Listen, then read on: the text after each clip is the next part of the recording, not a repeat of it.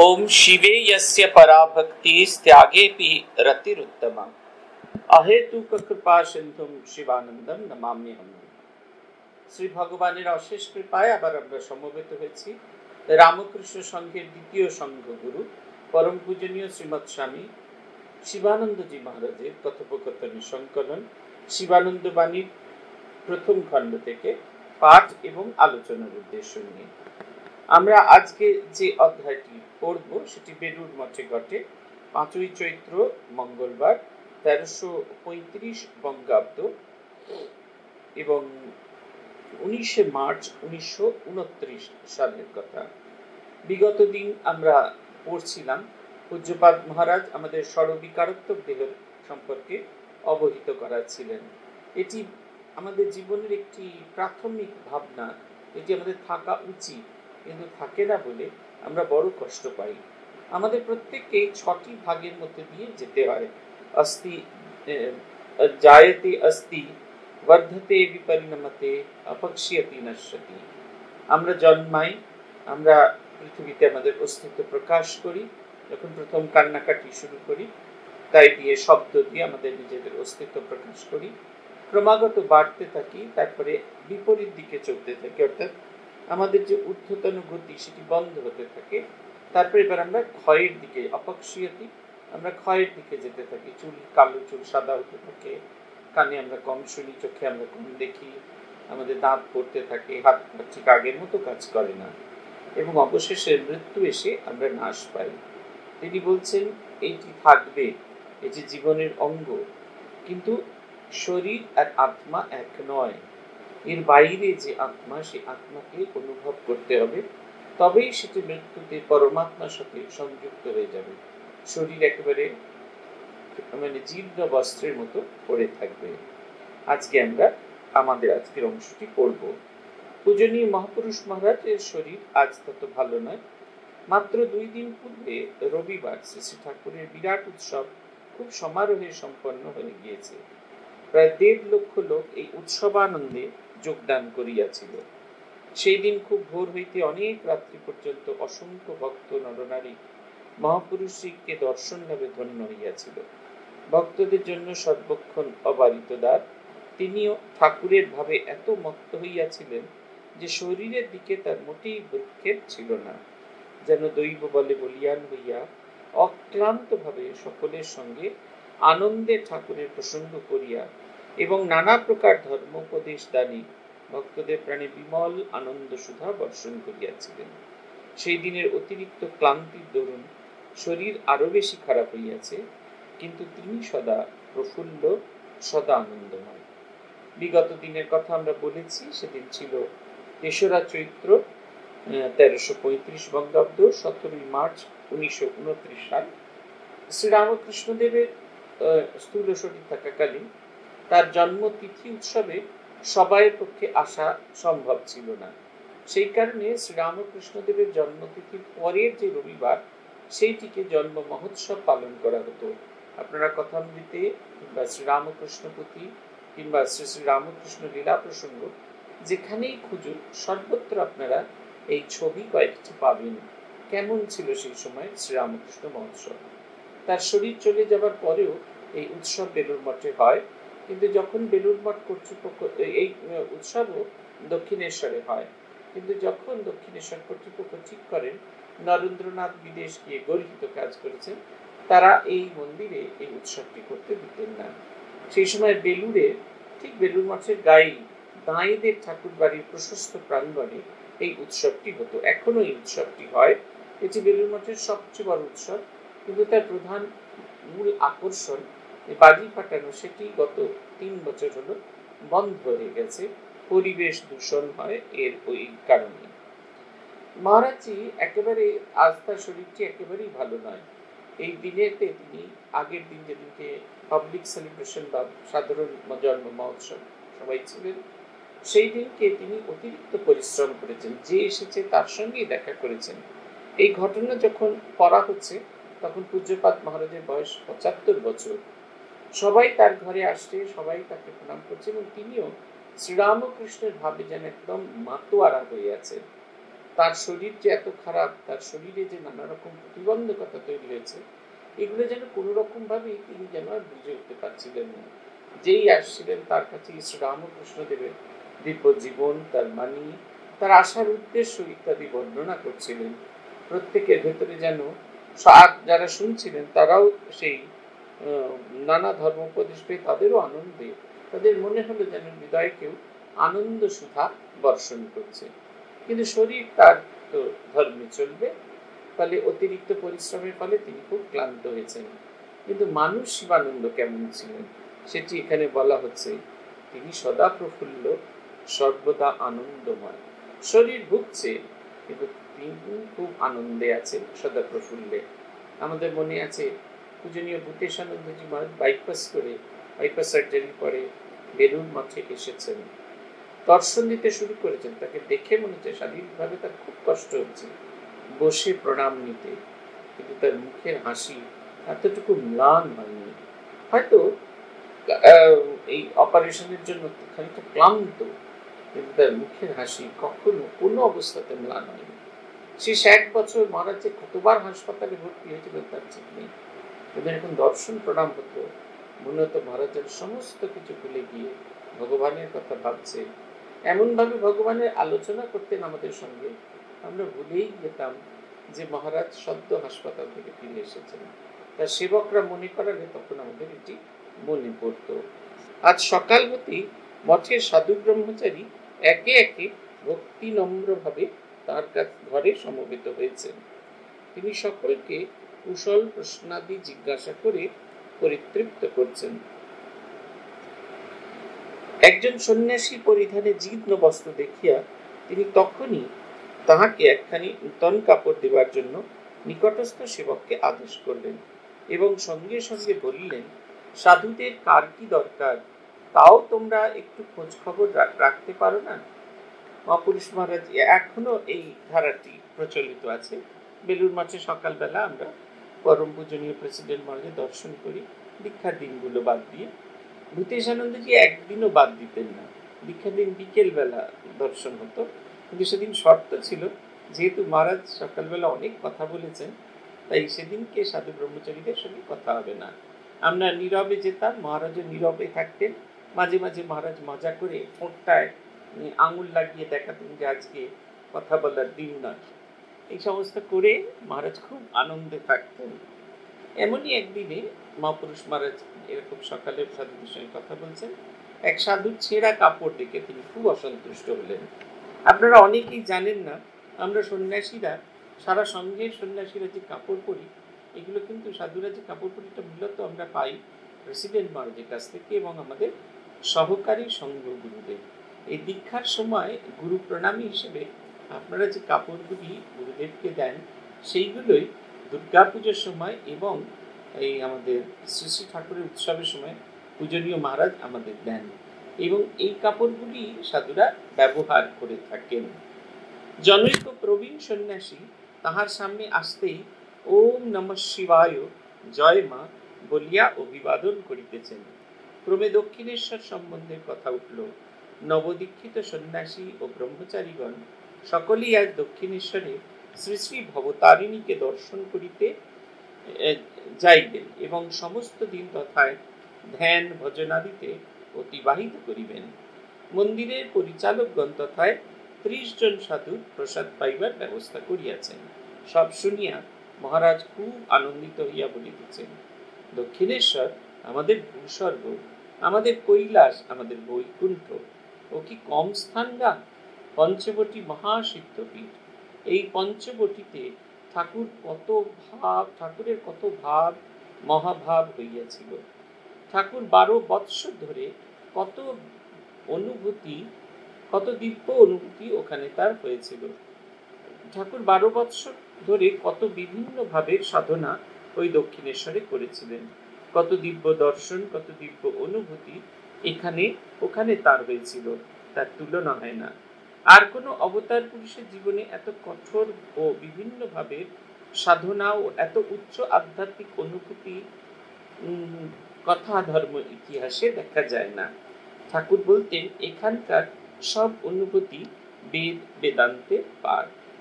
বেদ বেদান্ত ছাড়িয়ে গিয়েছে। তাই তো স্বামীজি ঠাকুর সম্বন্ধে বলেছেন অবতার ও বরিষ্ঠায়।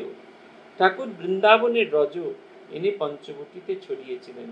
দক্ষিণেশ্বরের প্রতি ধূলিকণা পবিত্র।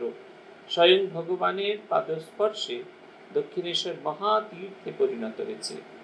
অদ্বৈতবাদী কি দ্বৈতবাদী, শাক্ত কিংবা বৈষ্ণব, শৈব কিংবা তান্ত্রিক, সকলের কাছে দক্ষিণেশ্বর মহাপীঠ। কারণ ঠাকুর সব ভাবের সাধনা করে ওখানে সিদ্ধি লাভ করেছিলেন। এবার ভগবানের মহাসাত্ত্বিক ভাবের বিকাশ। স্বয়ং আদ্যাশক্তি সমগ্র বিশ্ব ব্রহ্মাণ্ডের আধারভূতা সেই জগৎজননী স্বয়ং ঠাকুরের দেহ আশ্রয় করে লীলা করেছেন।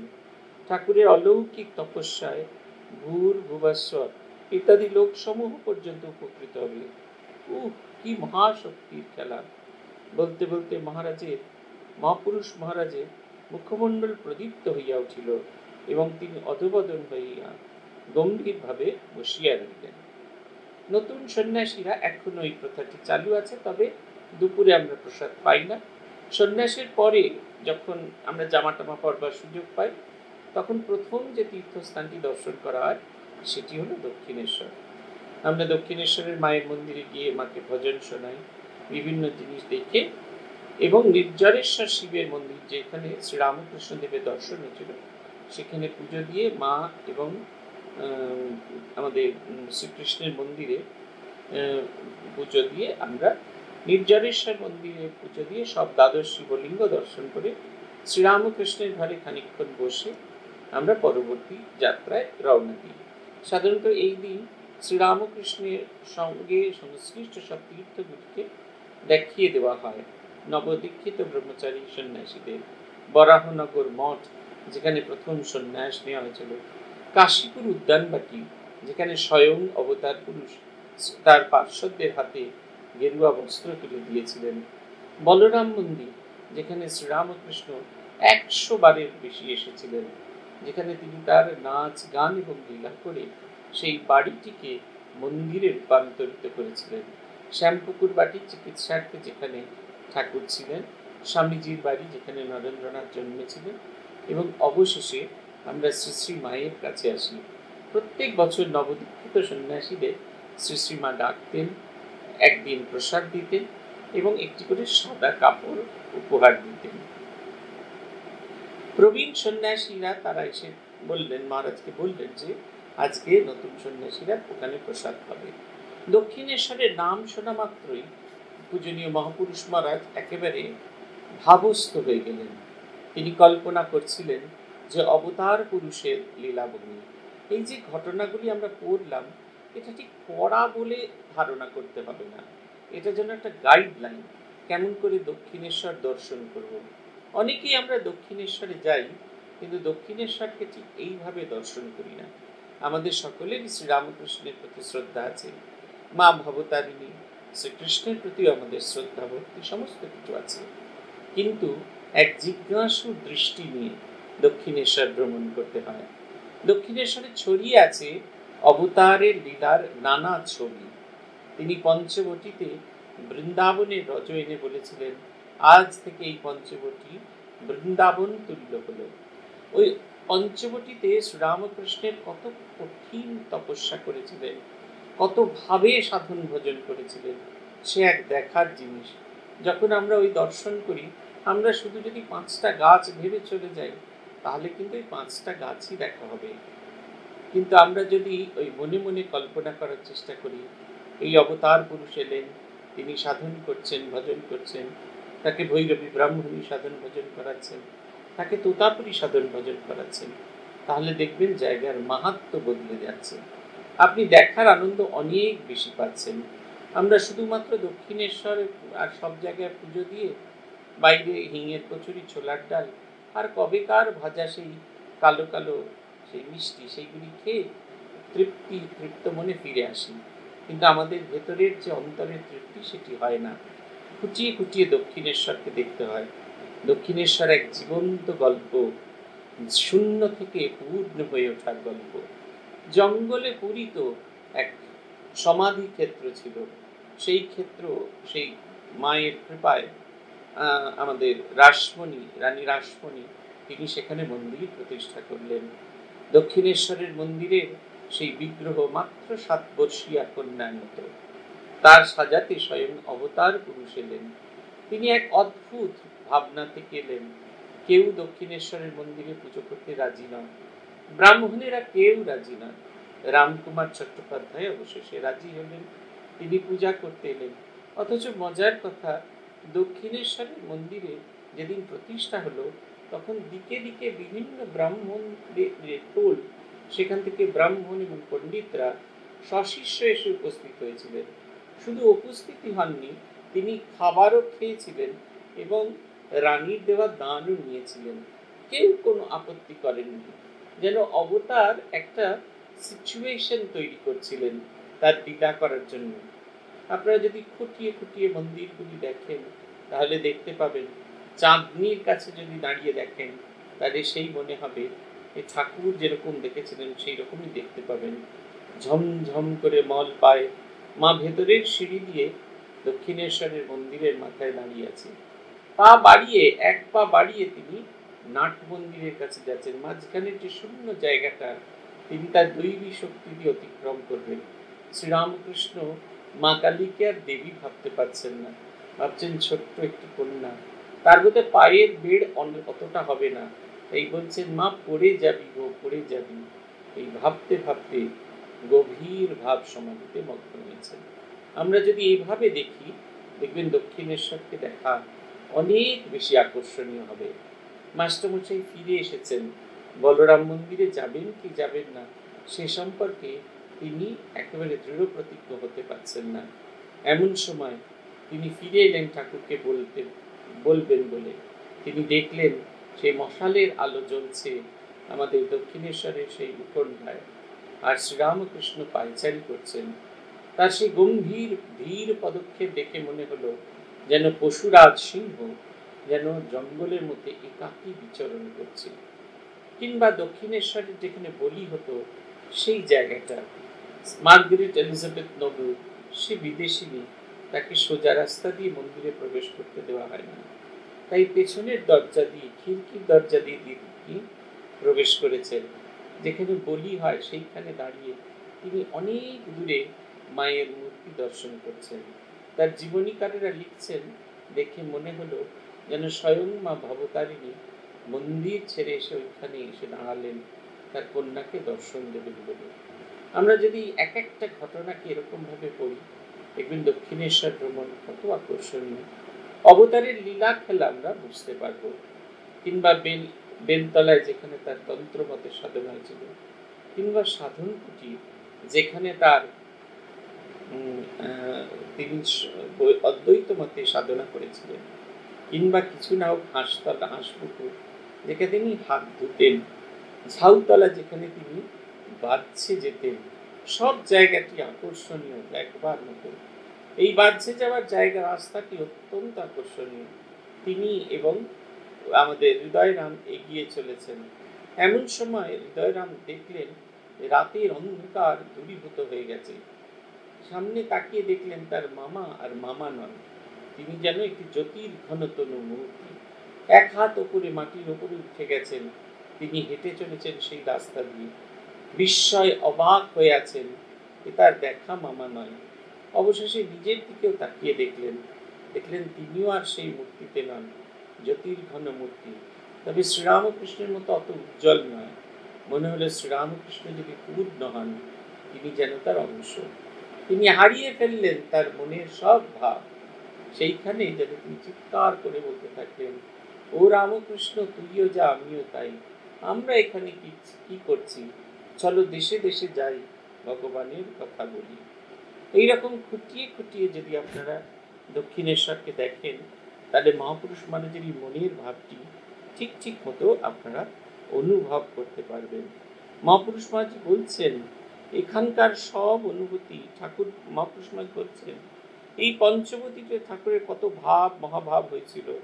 ঠাকুর 12 বৎসর কত বিভিন্ন ভাবে সাধনা এই দক্ষিণেশ্বরে করেছিলেন। কত দিব্য দর্শন, কত দিব্য অনুভূতি এখানে তার হয়েছিল, তার তুলনা হয়? আর কোনো অবতার পুরুষের জীবনে এত কঠোর ও বিভিন্ন ভাবে সাধন ও এত উচ্চ আধ্যাত্মিক অনুভূতির কথা ধর্ম ইতিহাসে দেখা যায় না। এটা খুব স্বাভাবিক, কারণ আমাদের এই অবতার এখন লেটেস্ট অবতার। আগামী যুগে নতুন অবতার এলে হয়তো তিনি শ্রীরামকৃষ্ণকেও ছাপিয়ে যাবেন। এই মুহূর্তে সব অবতারদের ভেতরে শ্রেষ্ঠ। তাই স্বামী বিবেকানন্দ তার প্রণাম মন্ত্রে অবতার বলিষ্ঠ বলে শ্রীরামকৃষ্ণকে বর্ণনা করেছেন। এই যাবৎকাল যত আমরা অবতার দেখেছি তাদের মধ্যে তিনি শ্রেষ্ঠ। তিনি বলছেন, অদ্বৈতবাদী কি দ্বৈতবাদী, শাক্ত কিংবা বৈষ্ণব, শৈব বা তান্ত্রিক, সকলের কাছেই দক্ষিণেশ্বর মহাপীঠ। কারণ প্রত্যেক ভাবে সাধনা করে সেই সাধন পথটিকে স্বীকৃতি দিয়েছিলেন স্বয়ং অবতার। আগামী দিনের মানুষের কাছে বার্তা দিয়েছিলেন যে যে পথেই থাকুক না কেন, যেমন ভাবেই হোক না তাদের সাধন ভজন, যদি সবাই সঠিক পথে থাকে তাহলে জানতে হবে একজন শৈব যেখানে গিয়ে পৌঁছেছে, একজন শাক্ত যেখানে গিয়ে পৌঁছেছে, একজন অদ্বৈতবাদী যেখানে গিয়ে পৌঁছেছেন, একজন কর্মযোগীও সেই একই জায়গায় গিয়ে পৌঁছবেন। আলাদা কোনো লোক নেই, সবাই শ্রীরামকৃষ্ণতে মিলেমিশে একাকার হয়ে যাবেন। বলছেন এবারে ভগবানের মহাসাত্ত্বিক ভাবের বিকাশ। মহাসাত্ত্বিক ভাবের বিকাশ মানে তিনি নিজের সত্যগুণকে আরূঢ় করে তিনি থেকেছেন। আপনারা দেখবেন পূর্ব অবতারের অলঙ্কারাদি, নানা রকম সাজগোজ, নানা রকম শক্তি প্রয়োগ, নানা কিছু আছে। এবারে তিনি কিচ্ছু করেননি, ঢাল হিসেবে ব্যবহার করেছেন তার শব্দকে, তার অনুভূতিকে, তার কথাকে, গানকে। পূর্ব অবতারে কেউ ধনুক বাণ, কেউ খড়গ কৃপাণ, নানা রকমের নানা জিনিস দিয়ে করেছেন, কিন্তু এই অবতার একেবারে শান্তভাবে শুধু নিজের শব্দরাজি, নিজের গাওয়া গান আর তার সেই ভুবন মোহন ভালোবাসা, তাই দিয়ে জগৎকে মুগ্ধ করেছে। তিনি বলছেন সমগ্র স্বয়ং আদ্যাশক্তি সমগ্র বিশ্ব ব্রহ্মাণ্ডের আধারভূতা সেই জগৎ জননী স্বয়ং ঠাকুরের দেবাশ্রয় করে লীলা করেছেন। স্বয়ং জগৎ জননী আদ্যাশক্তি মহামায়া শ্রীরামকৃষ্ণ রূপ ধারণ করে এসেছিলেন। আপনাদের মনে আছে কিনা জানি না, মথুরা মোহনের এক দিব্য দর্শন হলো। তিনি কুটি বাড়ির সিঁড়িতে বসে আছেন, দেখলেন ঠাকুর যখন গঙ্গার দিকে এগিয়ে যাচ্ছেন তখন তাকে পেছন দিক থেকে মা কালীর মতো লাগছে। তিনি যখন গঙ্গা থেকে মন্দিরের দিকে এগিয়ে আসছেন তখন তাকে শিবের মতো দেখাচ্ছে। তিনি বারবার চোখ মুছতে থাকলেন আর চোখ পরিষ্কার করতে থাকলেন, কিন্তু বারবার তিনি একই দৃশ্য দেখলেন। তিনি শ্রীরামকৃষ্ণের পাদপদ্মে পড়ে গেলেন। ঠাকুর বললেন, তাতে কি হয়েছে? ওরকম কিছু না। কিন্তু দেখুন, মথুরানাথ দেখেছিলেন ঠাকুরকে স্ত্রী মূর্তি রূপে, আর মা কালী আর আমাদের শ্রী ঠাকুরের মহাপ্রয়াণের পরে কেঁদে উঠে লাটু মহারাজের ভাষায় অমন শান্ত মা কোকিয়ে উঠে বলেছিলেন, মা কালী গো, কোন দোষে আমায় ছেড়ে গেলে মা। অর্থাৎ তিনি স্বয়ং ঠাকুরকে কালী জ্ঞানে দর্শন করতেন।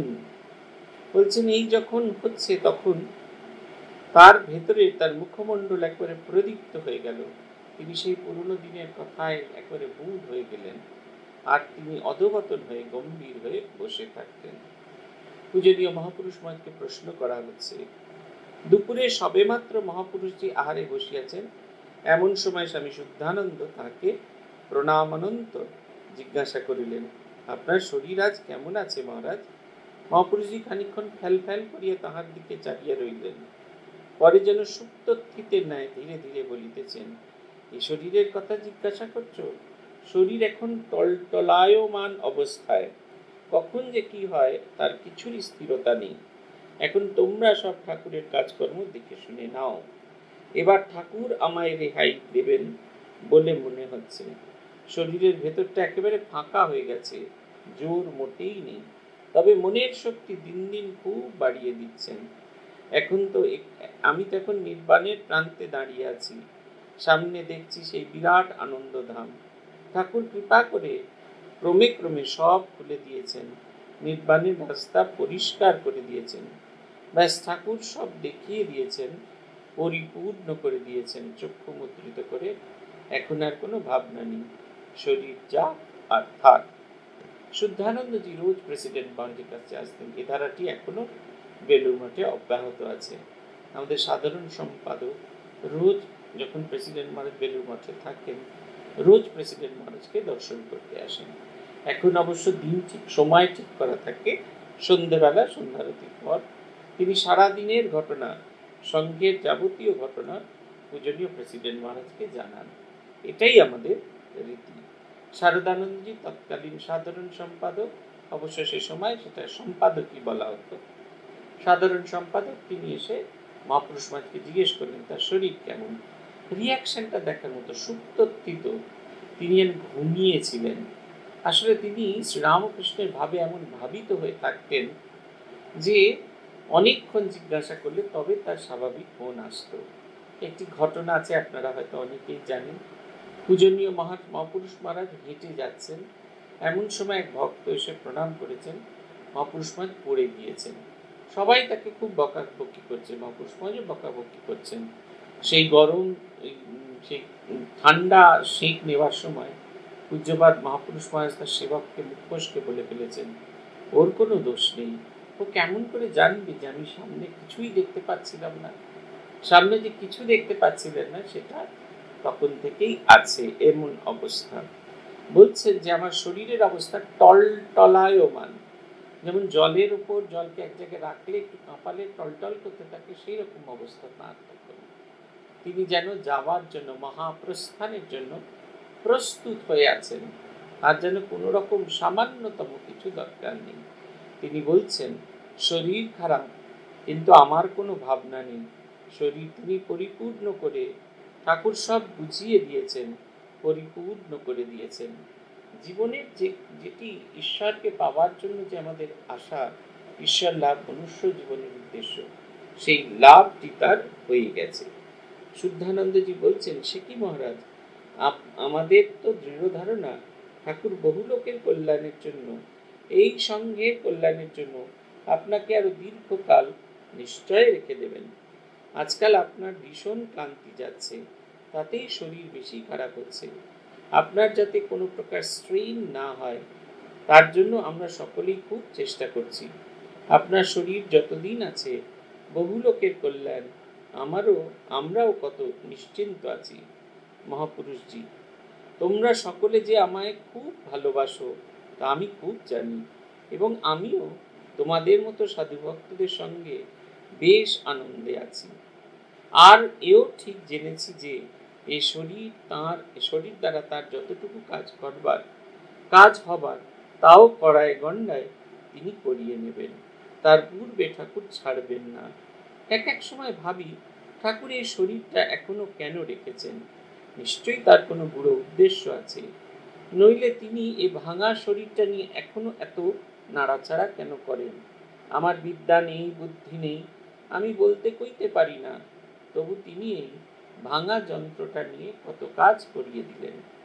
যখন তিনি মহাপ্রয়াণের কথা বলছেন তখন শুদ্ধানন্দজি তার শঙ্কা প্রকাশ করছেন। তিনি বলছেন, সে কি মহারাজ, আমাদের তো ধারণা ঠাকুর বহু লোকের কল্যাণের জন্য, এই সংঘের কল্যাণের জন্য আপনাকে আরো দীর্ঘকাল নিশ্চয় রেখে দেবেন। আমরা আপনার ক্লান্তি দূর করার চেষ্টা করছি, আপনার খুব ক্লান্তি যাচ্ছে, স্ট্রেইন হচ্ছে, সেটা যাতে না হয় আমরা দেখছি। আমার মনে আছে পূজনীয় স্বামী ভূতেশানন্দজি মহারাজের যে বসবার ঘর, যে ঘরে দীক্ষা হতো, সেই ঘরে এসি লাগানোর ব্যবস্থা হয়েছে। সেই সময় মহারাজের শারীরিক অবস্থা এতটাই খারাপ যে মহারাজ সারাদিনে যতটা ইউরিনেট করতেন ঠিক তত পরিমাণ জলই মহারাজকে দেওয়া হতো, কিন্তু ঘামে প্রচুর জল বেরিয়ে যেত, ফলে মহারাজের যতটা জল যাবার কথা ততটুকু জল দেওয়া সম্ভব হতো না, ফলে মহারাজ মাঝে মাঝে ডিহাইড্রেটেড হয়ে যেতেন। পূজনীয় মহারাজের শারীরিক কুশলতার জন্য, শারীরিক সুস্থতার জন্য পূজনীয় আত্মস্থানন্দজি মহারাজ, তখন তিনি সাধারণ সম্পাদক, তিনি ডাক্তারদের সঙ্গে কথা বলে তিনি ওই ঘরে এসি বসানোর ব্যবস্থা করলেন। পূজনীয় আত্মস্থানন্দজিকে ভূতেশানজি বারবার বারণ করেছেন, কারণ তিনি এই বিলাসিতা চাননি। আত্মস্থানীর উত্তরটি ছিল ভারী সুন্দর। এ কি আর আমরা আপনার জন্য করছি? এটা আমরা আমাদের জন্য করছি। আপনার শরীর থাকলে এই সংঘের কল্যাণ হবে। সংঘের কল্যাণের জন্য আপনাকে এই ব্যবস্থা মেনে নিতেই হবে। ভূতেশানন্দজিও মেনে নিয়েছিলেন। আমাদের যখন মন্ত্র দীক্ষা হয়, প্রেসিডেন্ট মহারাজের ঘরে শুধুমাত্র 4খানি পাখা, আর যে ঘরে তিনি দর্শন দেন সে ঘরে শুধুমাত্র 4খানি পাখাই থাকতো। সেই হাওয়াতে বয়স্ক মহারাজের কষ্ট হতো। তাই মহারাজের কাছে একটা ছোট্ট স্ট্যান্ড ফ্যান রাখা ছিল। এর বেশি কোনো কিছু ব্যবস্থা করা সম্ভব ছিল না। ভূতেশানন্দজি এই ঘরগুলোকে পরবর্তীকালে তার শারীরিক সুস্থতার জন্য এয়ার কন্ডিশন করা হয়। মহাপুরুষটি উত্তর দিচ্ছেন, তোমরা সকলে যে আমায় খুব ভালোবাসো তা আমি খুব জানি, ও আমিও তোমাদের মতো সাধু ভক্তদের সঙ্গে বেশ আনন্দে আছি। আর এও ঠিক জানি যে শরীর দ্বারা যতটুকু কাজ করবার তাও গড়ায় গন্ডায় তিনি করিয়ে নেবেন। তার পূর্বে ঠাকুর ছাড়বেন না।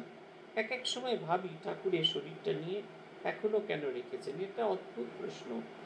অনেকে মনে করেন শরীর চলে যাবে, কিন্তু আমরা দেখেছি বহু সময়, বিশেষ করে পূজনীয় রঙ্গনাথানন্দজির সময় তো আমরা দেখেইছি, প্রত্যেকবার তিনি অদ্ভুতভাবে অসুস্থ হতেন এবং আবার তিনি সুস্থ হয়ে পুনরায় শক্তি অর্জন করে তিনি কাজ করতেন। ঠাকুরের ইচ্ছা ছাড়া এদের জীবন চলে না। ঠাকুর জানেন কাকে দিয়ে কতটা কি কাজ করানো হবে। স্বামী শুদ্ধানন্দ অন্য প্রসঙ্গের অবতারণ করবার মানুষে বললেন, গঙ্গাধর মহারাজকে আনতে এরা 3জন গিয়েছেন। মহাপুরুষজি, হ্যাঁ, গঙ্গাধর আসে তো বেশ হয়, ঠাকুরের লোক, দেখলেও কত আনন্দ হয়। ওকে ধরে পাকড়ে না আনলে আসতে চায় না। খোকাও তো আজ এসেছে। আহা, খোকা মহারাজের শরীরটা খুবই খারাপ হয়ে গেছে। তোমার খাওয়া দাওয়া হয়েছে? গঙ্গাধর মহারাজ স্বামী অখণ্ডানন্দজিকে এখান থেকে ওই সারগাছি থেকে আনানোর ব্যবস্থা হচ্ছে। মহারাজ সেই কথা শুনে ভারী আনন্দিত। তিনি বলছেন, গঙ্গাধর মহারাজ হলেন ঠাকুরের সময়ের লোক, ঠাকুরের সন্তান। তাকে দেখলে পুরোনো দিনের কথা হবে, আলোচনা হবে, তাতে আরো বেশি আনন্দ পাওয়া যাবে। খোকা মহারাজ স্বামী সুবোধানন্দজি মহারাজ তিনিও এসেছেন, কিন্তু তার শরীরটা সে সময় খুবই খারাপ। তিনি জিজ্ঞাসা করছেন শুদ্ধানন্দজিকে, তোমার খাওয়া দাওয়া হয়েছে? শুদ্ধানন্দজি বললেন, না, এখনো হয়নি। আজ সকাল থেকে আপনার কাছে আসবো করছি, কিন্তু সময় করে উঠতে পারি না। আপনার কাছে তো প্রায় সবসময় ভক্তদের ভিড় লেগেই থাকে। মহাপুরুষজি, আহা, তবে যাও গে, আর বেশি দেরি করো না। তিনি জিজ্ঞাসা করছেন খাওয়া দাওয়া হয়েছে কিনা। তিনি বলছেন যে হয়নি, কারণ প্রেসিডেন্ট মহারাজের দর্শনার্থী বহু মানুষ। শুদ্ধানন্দজি, তিনি সংঘের জেনারেল সেক্রেটারি, তিনি এবং প্রেসিডেন্ট মহারাজ 1 to 1 যে কথা বলবেন সেটি বাইরের লোকে শোনার কথা নয়, কারণ মঠের ইন্টারনাল নিজস্ব অভ্যন্তরীণ বিষয় নিয়ে আলোচনা হবে। সেই কারণে তিনি চেষ্টা করছিলেন যে যখন মহারাজ ফাঁকা হবেন তখনই তিনি আসবেন, কিন্তু কোনোভাবেই সেটা সম্ভব হচ্ছিল না। তাই খেতে যাবার আগে তিনি এসেছেন। মহাপুরুষ মহারাজ যখন শুনলেন যে শুদ্ধানন্দজি অভুক্ত আছেন, তাড়াতাড়ি বললেন, যাও খেতে যাও। আহারান্তে একজন সেবক এই কথা বলে তিনি চলে গেলেন। মহাপুরুষটি চক্ষু মুদ্রিত করিয়া আপন মনেই বললেন, প্রভু, সকলের কল্যাণ করো, সকলের চৈতন্য করো।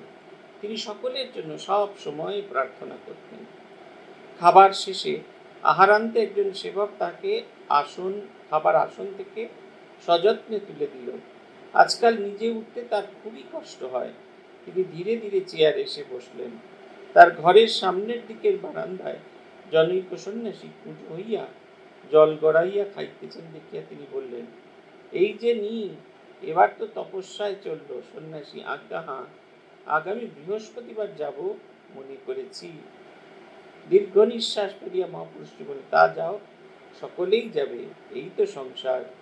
দুদিনের জন্য দেখাশোনা, তারপর কি কোথায়, পরমানন্দময়ী মাই সত্য। আর সব দুদিনে সৃষ্টি প্রবাহকারে নিত্য নিরন্তর চলছে। বিরাম নেই। এই যে সৃষ্টির পরপারে নিত্যানন্দ মহিমা, বাক্য মনের অতি, যত বাচো নিবর্তন্তে অপ্রাপ্য মনসা সহ। শব্দ দিয়েও তাকে প্রকাশ করা যায় না। তিনি বলছেন যে সাধু চলেছেন, তিনি তপস্যা করতেন। তিনি বললেন, হ্যাঁ আগামী বৃহস্পতিবার যাবো ঠিক করেছি। পূজ্যপাদ মহারাজ তার তপস্যার কথাটি এত সুন্দর করে প্রকাশ করলেন। বললেন, হ্যাঁ সবাই যাবে একে একে। এ সংসারে দুদিনের চেনাশোনা, তারপরে আর কে কোথায়। একমাত্র পরমানন্দময়ী মাই সত্য, তিনি চিরন্তন, তিনি নিত্য, তিনি থাকবেন একমাত্র। বলছেন সৃষ্টির প্রবাহকারে নিত্য নিরন্তর চলিতেছে, বিরাম নাই। এই সৃষ্টির পরপারে নিত্যানন্দই মহিমা, বাক্য মনের অতি। এই সৃষ্টি চলছে, জন্ম মৃত্যু, আবার জন্ম, আবার মৃত্যু, আবার পুনর্জন্ম, আবার পুনর্মৃত্যু, এই চক্রাকারে চলছেন। এই চক্রের বাইরে অনেক দূরে জগদম্বা তিনি বিরাজ করছেন।